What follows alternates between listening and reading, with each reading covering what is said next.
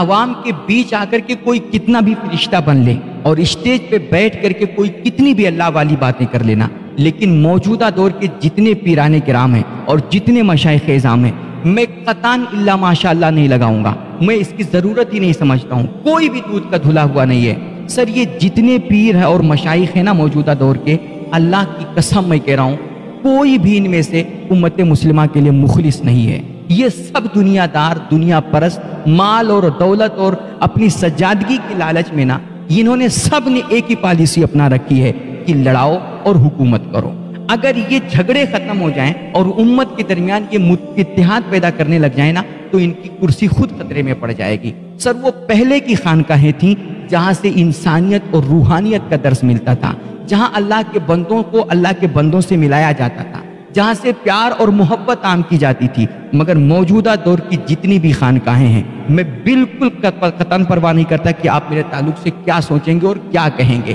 میں بالکل اس کی پرواہ نہیں کر رہا ہوں۔ میں کھلے لفظوں میں یہ کہنا چاہ رہا ہوں، موجودہ دور کی جتنی بھی خانقاہیں ہیں نا، تمام خانقاہوں سے آج امت مسلمہ کے بیچ صرف فتنے اور فسادات جنم لے رہے ہیں اور وہاں سے نفرتیں عام ہو رہی ہیں۔ اس کے علاوہ کوئی کہیں سے کوئی بھائی چارہ کی دعوت نہ کرے۔ یہ صرف ملنے ملانے کی بات اس وقت کرتے ہیں جب ان پر کوئی آ جاتی ہے، تب یہ اپنے آپ کو بڑا صوفی ظاہر کریں گے اور کہیں گے ہمارا مسلک تو صرف ملنا اور ملانا ہے اور محبت عام کرنا ہے، ورنہ حقیقت میں امت مسلمہ کے لیے ان میں سے کوئی بھی مخلص نہیں ہے۔ یہ آپس ہی میں کٹے مرے جا رہے ہیں تو تمہیں کیا ملائیں گے؟ اور میری اس بات سے میں سمجھتا ہوں ہر انصاف پسند بندہ اتفاق کرے گا کہ آج ہند و پاک بر صغیر میں نا جتنے بھی مسلمانوں کے درمیان اختلافات پائے جا رہے ہیں، جتنے بھی جھگڑے ہیں، جتنے بھی ایک دوسرے کے اندر ایک دوسرے کے دلوں میں نفرتیں آئی ہیں، اور اب جو بھائی بھائی کا دشمن بنا ہوا ہے، سر آپ ہر اختلاف، ہر جھگڑے، ہر فساد کے پیچھے دیکھ لیجئے نا، کہیں نہ کہیں آپ گہرائی میں اتر کے دیکھیے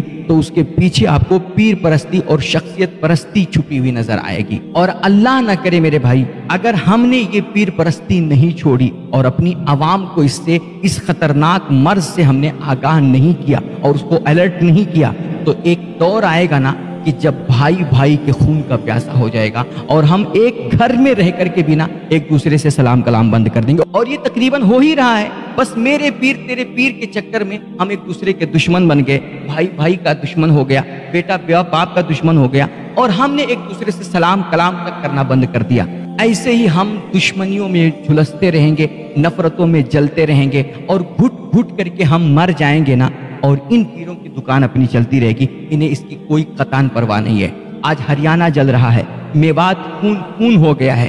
دشمن طاقتیں جو ہیں نا وہ ہمارے خلاف بالکل متحد ہو گئیں، ان کی ساری پارٹیاں ایک ہیں اور وہ اپنے لوگوں کو بچا رہے ہیں، اور ہمارے ہاں مسلمانوں کو یک طرفہ جیل میں بھرا جا رہا ہے اور ان پہ ظلم در ظلم ہو رہا ہے، اور انہی کو کاٹ کر کے انہی کو کاٹنے والا بتایا جا رہا ہے، انہی کو لوٹ کر کے لٹیرا ثابت کیا جا رہا ہے، یعنی کہ جو ظلم سہے وہی ظالم کہلائے۔ سر یہ معاملہ ہو گیا ہے، مگر آج ہم ہاتھ پہ ہاتھ رکھے صرف تماشا دیکھ رہے ہیں اور کوئی ان کے حق کی بات کرنے والا نہیں ہے۔ صرف ایک اکیلے اویسی، اسد الدین اویسی کتنی باتیں کریں، وہ کتنا چلائیں، کتنا آپ کے لیے تڑپیں، وہ کہاں کہاں لڑیں۔ یہ تمہارے جو موٹے موٹے نذرانے لینے والے ہیں، جو تمہیں آپس میں لڑانے والے ہیں، اور جو اسٹیجوں پہ آ کر کے بڑی اللہ والی باتیں کرتے ہیں، یہ کہاں مر گئے اور یہ کب بولیں گے؟ یہ ان پیروں کی بنائی ہوئی تحریکیں کہاں گئیں، ان کی تنظیمیں کہاں گئیں، ان کی ساری جو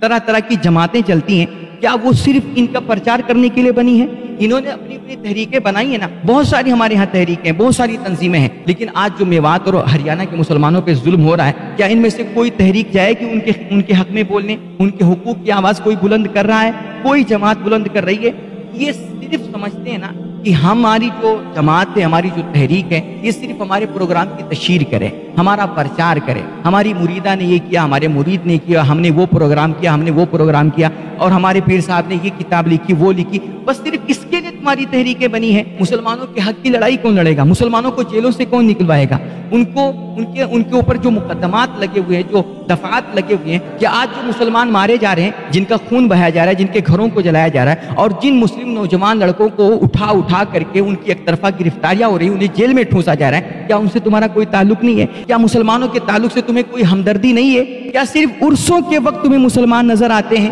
اور ان کے جب نذرانے کی بات آتی ہے تبھی تمہیں کوئی مسلمان یاد آتا ہے؟ اللہ کی قسم شاید آج کوئی مجھے یہ کہہ لینا کہ یہ پیروں کے خلاف بول رہا ہے، یہ بڑوں کے خلاف بول رہا ہے، شاید یہ مشہور ہونا چاہتے ہیں، یہ شہرت کا بھوکا ہے۔ میں کہتا ہوں لعنت ہو ایسی شہرت پر، مجھے اللہ نے آج الفاظ اور جملوں کا محتاج بنایا ہے، ورنہ خدا کی قسم میں کلیجہ چیر کے دکھا دیتا کہ میرے دل میں آج امت مسلمہ کے حق میں درد کتنا بڑھا ہوا ہے۔ مجھے قطعاً یہ مت سمجھیے گا کہ میں ان کے خلاف بول کر کے شہرت چاہتا ہوں، اللہ کی قسم میرا مقصد صرف یہ ہے نا کہ آج یہ جو مسلمانوں کے خلاف اتیاچار ہو رہا ہے ان کے حق میں آواز اٹھائی جائے، یہ ایک جٹ ہو کر کے، یہ اگر ان کے اندر ذرا سی بھی انسانیت ہے اور ذرا سی بھی اللہ اور رسول کے لیے خلوص ہے، ذرا سی بھی ان کے اندر اخلاص کی کوئی رمق باقی ہے نا، تو یار آج یہ سارے اختلافات، سارے نظریات بالائے طاق رکھ کر کے آئیں اور سب مل جل کر کے ایک ساتھ ہو کر کے آج امت مسلمہ کے حق کی آواز اٹھائیں، ان کے لیے کچھ کریں، ورنہ یاد رکھیں جب یہ مسلمان ہی نہ ہوں گے، جب یہ مرید ہی نہ ہوں گے تو پیر کا کوئی وجود نہیں ہوگا۔ اگر یہ مارے گئے نا تو پھر تم بھی نہیں بچو گے، ایک دن تم بھی کاٹے جاؤ گے، تم بھی مارے جاؤ گے اور دنیا تماشا دیکھتی رہ جائے گی۔ آج امت محمد لٹ رہی ہے اور اس کا نہ کوئی قائد ہے، نہ اس کا کوئی لیڈر ہے، نہ اس کا کوئی ایک رہنما ہے کہ جس کے بینر کے تلے آ کر کے ہم کوئی اپنی آواز بلند کر سکیں، کچھ احتجاج کر سکیں اور اپنے حق کی لڑائی لڑ سکیں۔ یہ صرف ان پیروں اور پیر پرستی کے چکر میں آ کر کے نا ہم نے اپنا سب کچھ کھو دیا، سب کچھ گنوا دیا اور ہم ایک دوسرے کے دشمن بن گئے، ہم ایک دوسرے کے قریب آنا ہی نہیں چاہ رہے۔ خدا کے واسطے میرے بھائی اگر اب بھی نہ جاگے نا تو پھر تمہاری داستان تک بھی نہ ہوگی داستان۔ یہ ان پیروں کی بنائی ہوئی تحریکیں کہاں گئیں؟ ان کی تنظیمیں کہاں گئیں؟ پرچار کرنے کے لیے بنی ہیں، انہوں نے اپنی اپنی تحریکیں بنائی ہیں نا، بہت ساری ہمارے ہاں تحریکیں ہیں، بہت ساری تنظیمیں ہیں، لیکن آج جو میوات اور ہریانہ کے مسلمانوں پہ ظلم ہو رہا ہے، کیا ان میں سے کوئی تحریک جائے کہ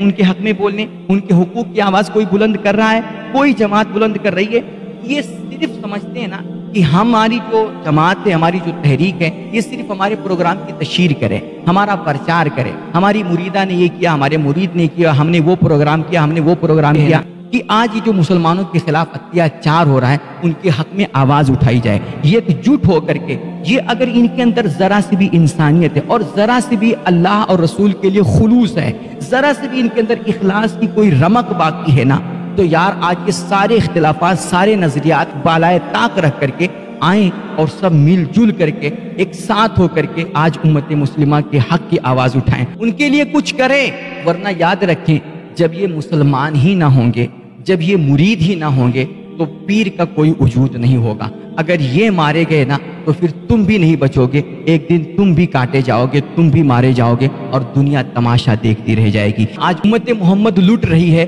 اور اس کا نہ کوئی قائد ہے، نہ اس کا کوئی لیڈر ہے، نہ اس کا کوئی ایک رہنما ہے کہ جس کے بینر کے تلے آ کر کے ہم کوئی اپنی آواز بلند کر سکیں، کچھ احتجاج کر سکیں اور اپنے حق کی لڑائی لڑ سکیں۔ یہ صرف ان پیروں اور پیر پرستی کے چکر میں آ کر کے نا ہم نے اپنا سب کچھ کھو دیا، سب کچھ گنوا دیا اور ہم ایک دوسرے کے دشمن بن گئے، ہم ایک دوسرے کے قریب آنا ہی نہیں چاہ رہے۔ خدا کے واسطے میرے بھائی اگر اب بھی نہ جاگے نا تو پھر تمہاری داستان تک بھی نہ ہوگی داستان۔